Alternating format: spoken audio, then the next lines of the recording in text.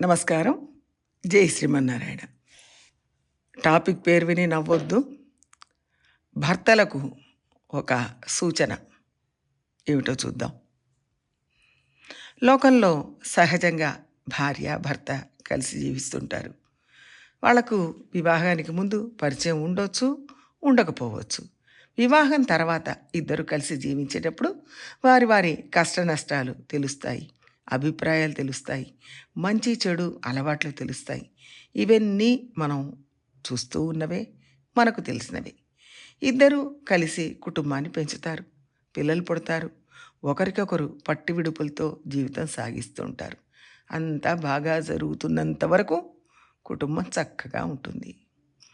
చాలా సందర్భాల్లో భర్తకు కాలక్రమంలో కొన్ని చెడు అలవాట్లు అలవడతాయి.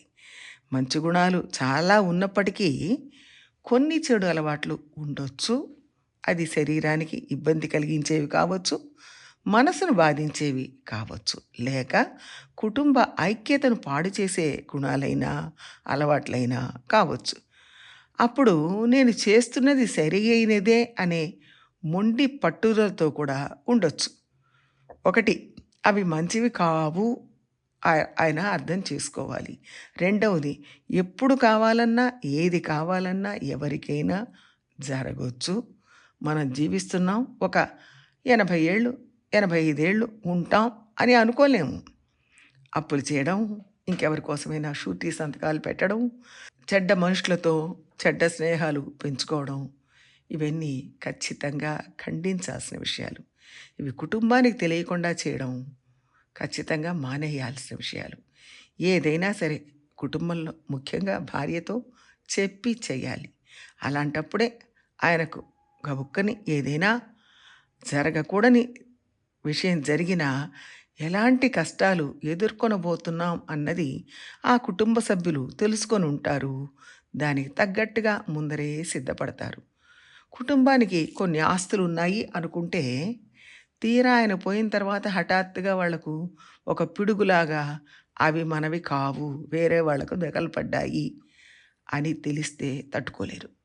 అలానే ఇంట్లో వాళ్ళకి తెలియకుండా అప్పులు చేసి ఉండడం, తీరా ఆయన పోయాక అవి బయటపడ్డాం, లేక ఒక మంచి స్నేహితుడు అని నమ్మి అప్పు ఇవ్వడం, లేక ఆయన చేసిన అప్పుకి షూరిటీ సంతకాలు పెట్టడం, ఇట్లాంటివి ఏమైనా జరిగి ఉండొచ్చు. ఉదాహరణకు చెప్పుకుంటున్నాం. ఇవన్నీ హఠాత్తుగా ఆయన జీవితం ఆగిపోతే కుటుంబ సభ్యులకు, భార్యకు హఠాత్ పరిణామం తట్టుకునే శక్తి ఉండకపోవచ్చు. అందుకని ఏది చేసినా ఇంట్లో చెప్పి చేయాలి, లేదా ఇలాంటివి చేయకూడదు. మనం ఎప్పుడు ఏం చేస్తున్నామో అది కుటుంబ సభ్యుల సహకారంతో, సమ్మతంతో చేయాలి. భార్యకు తెలియకుండా ధర్మకార్యానికైనా సరే ఇవ్వకూడదు. ఆమెకు తెలిసి ఆమె సమ్మతిస్తేనే ఇవ్వాలి.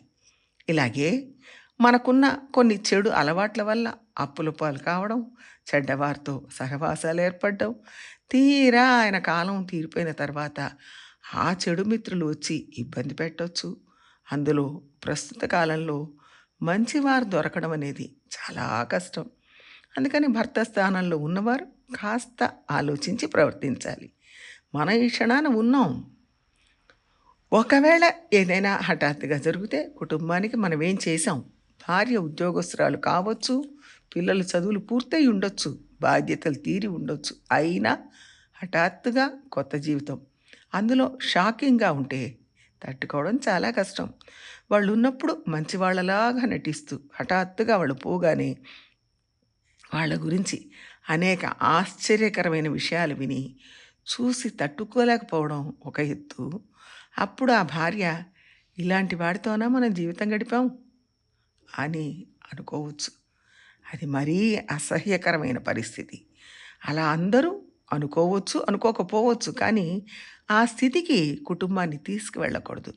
అలాంటి సందర్భం రాకూడదు. కాబట్టి మంచి అలవాట్లను చేసుకోవాలి, చెడు అలవాట్లను వదిలిపెట్టాలి. ఏది చేసినా కుటుంబానికి చెప్పి చేయాలి.